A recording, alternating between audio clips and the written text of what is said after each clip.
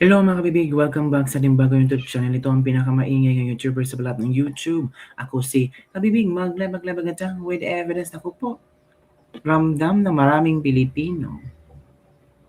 Lalo na nung unang pagkikita ni VP Sara at ni Atty. Rowena Guanzon.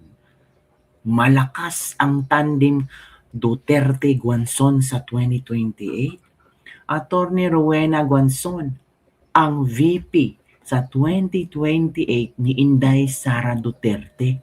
Naku, payag ba kayo mga kabibig na si Atty. Rowena Guanzon, instead na magsenador si Atty. Rowena Guanzon, ay papatatakbuhin nating vice presidente ni VP Sara? Kasi matapang si Atty. Rowena Guanzon eh. Matapang, lawyer, magaling mugukod sa mga kurakot mga kabibig. And I'm sure, pag si Atty. Rowena Guanzon ang maging VP Sara, walang kawala ang mga magnanakaw na mga politiko. And I'm sure kung sino ang una ipapakulong ni Atty. Rowena Guanzon, si Tambi. Si Tambi mga kabibig. Pero alam nyo ba ang chika? Mga loyalista pa. Sabi na, halata yan si Rowena Guanzon. Plastic din yan, manggagamit din yan. Nagpunta ng Davao kasi gustong makakuha ng boto sa 2028. Nako, plastic din yan, manggagamit, user rin yan. User, nakakamping yan si Rowena Guanzon. Uy, huwag kayong ganyan. Kasi mulat pa lang, si Rowena Guanzon, inamin talaga niya, nakakamping siya. Oo. Pero siya lang ang kakamping na consistent, na hindi kain suka. And in fact, kung meron mang mali si BP Sara, pinupuna naman niya eh. Pero mas madaming mali si BBM. Mas madaming mali si Tambiluslos. Diba? O eto si Atty. Rowena Guanzon na, kung talagang ayaw na mga Duterte kay Atty. Rowena Guanzon, walang Rowena Guanzon sa araw ng Davao ngayong araw na to at hindi siya invited. So it means, invited si Atty. Rowena Guanzon, ramdam ni VP Sara na same sila ng ipinaglalaban. Hindi para sa pangalang Duterte, kundi para sa taong bayan, sa Pilipinas na makaahon tayong lahat. O ito kabibig ha, ito si Atty. Rowena Guanzon, mga kabibig, tinan natin kung ano ang laman ng speech ni Atty. Rowena Guanzon. Let's watch this video. Maayong buntag sa atong Vice Presidente, ang Mayor Baste, o sa Duterte family, sa atong mga congressman, labi na kay Omar, kay Harold, kag kay Lian Lebiste, kag ari akong amigo nga si Kiko Barsaga, kag tanan diri, assalamualaikum. Sa mga taga Davao, nawa pa kailan ako, dili, this is not the first, kailan mo na ako? Wa man dagang kayo lang, Bisaya man ko. Pero Ilongga gid ako, was a historical event. We campaigned for President Cory Aquino high school niya ang akong mga pariente dagang kay kumpirente Bisaya. That's why Cebuano pud ko.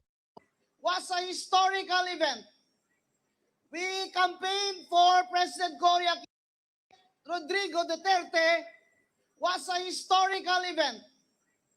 We campaigned for President Cory Aquino. We campaigned for President Cory Aquino against Marcos and his warlords. Your Lola Soling was then our leader here in Davao. Hindi ka pa na tao, Omar. So, ang officer in charge diri, as Vice Mayor si Rodrigo Duterte. Ako ang officer in charge, Mayor sa Cadiz City, Negros Occidental. I was 27 years old.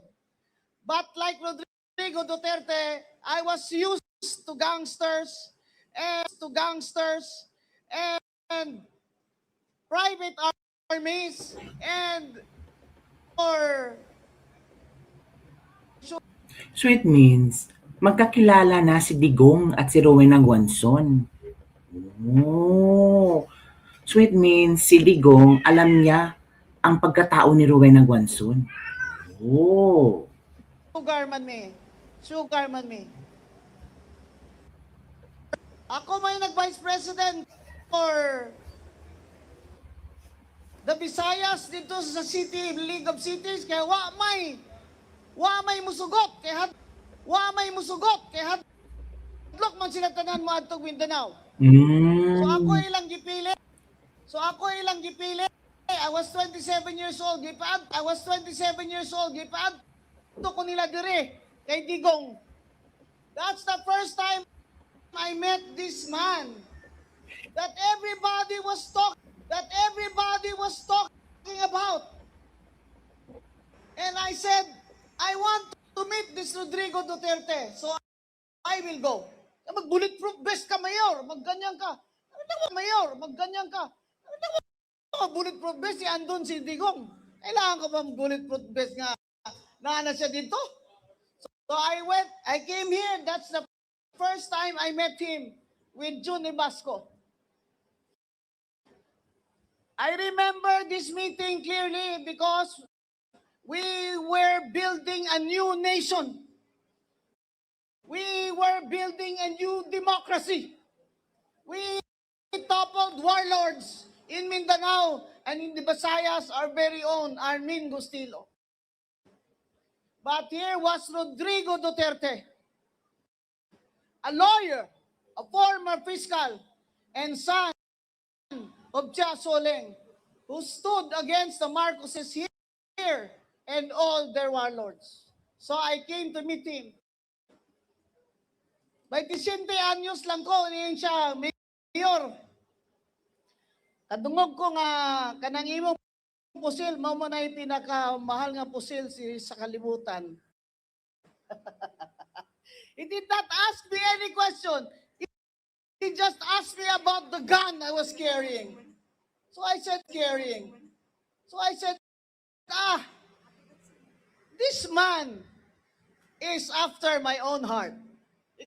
Because instead of talking about politics, he asked me to see my gun.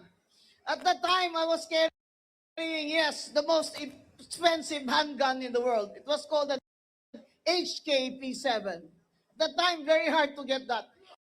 Yun lang ang hiningi niya sa akin, na makita niya lang yung baril na yan na sinasabi, yan daw ang pinakamahal na pusil sa bilog na kalibutan. And that's when I said, hindi nga tao ni, this man is going to be a very strong leader of the nation someday. And wala yung ko nagsala kay I looked at his career. We met again. We met again on paper in the Commission on Elections, Vice President. Rodrigo Duterte, Mayor of Davao, was substituting for Dino. Pala. So, marami na palang income. Hindi marami, kundi alam na ni Atty. Rowena Guanzon, kilala niya si Pangulong Rodrigo Roa Duterte, mga kabibig. Kilala niya si Pangulong Rodrigo Roa Duterte. Oh, di ba? So ito kabibig, ito yung mga ibang videos pictures ni Atty. Rowena Guanzon at ni VP Sara. Trending na trending ito ngayong gabi. Niyo, di ba? Nako, nagkita na silang dalawa. Nako, takot na yan si Tambaloslos. Paano yung woman power? Nako po, matatakot na yan si Tambaloslos, mga kabibig. Yung kakamping noon, nako, Duterte supporter na ngayon. Pero kakamping pa rin, di ba? Hanapin natin yung video na Atty. Rowena Guanzon Yung statement natin. Yung pilaban yan eh.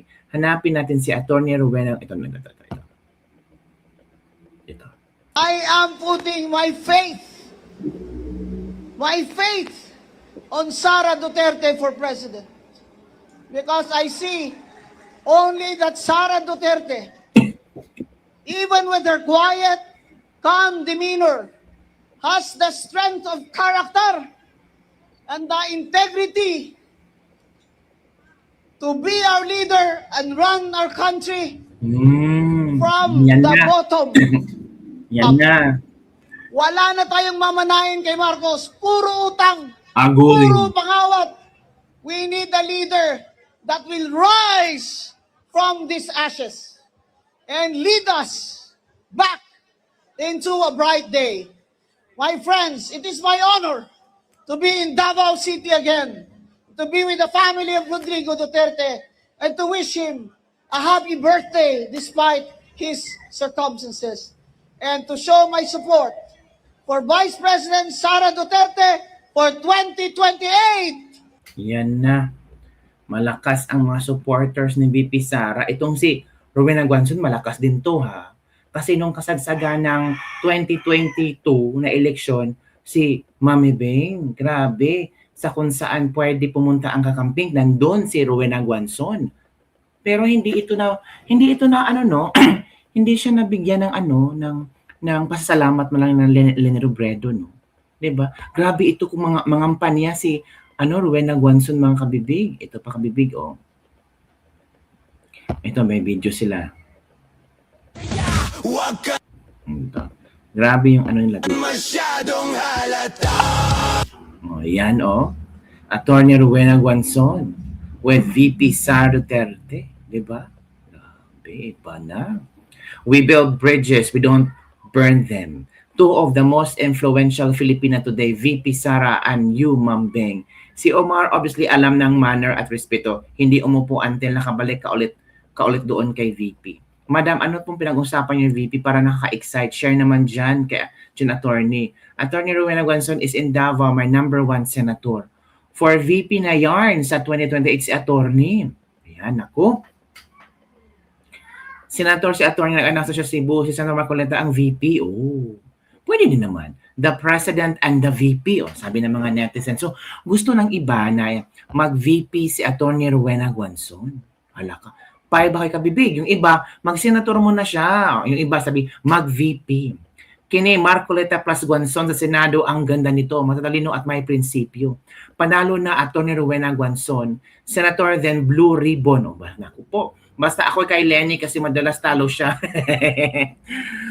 menos talaga ang pag nagkakataon. The Eagles and the Dragon in one frame. Napaka-polite ni VP Sara. She stood up as Attorney Guanzon approached her and spoke to her. Ang bait ni VP Sara, no? Tatayo talaga siya para kausapin ang taong alam mo yung may respeto kahit nasa mataas sa posisyon niya, di niya binabase doon. Pwede naman niyang kausapin na nakaupo siya, tumayo pa siya. Makatao talaga at simple si VP Sara. Di ba mga kabibig? Oo, ganun ang ating vice presidente. May respeto, hindi yung parang nagpapa-respeto. Kasi yung respeto, ini-earn yan. Hindi yan kinokontrol or tawag dito, pino-force mo ang tao. Di ba? So yun kabibig, grabe. Si Atty. Rowena Guanzon, siya na ba ang susunod na Vice President ng Pilipinas 2020? Pero sinabi naman ni Atty. Rowena Guanzon, tatakbo silang senador, pero pwede pa yung magbago. Ako? Marami nagpo-push din na 2 babae uupo sa 2028. Duterte Guanzon. Hala. Payag ba kayo kabibig? Don't forget to like, subscribe, and share this video. Bye everyone. See you next time.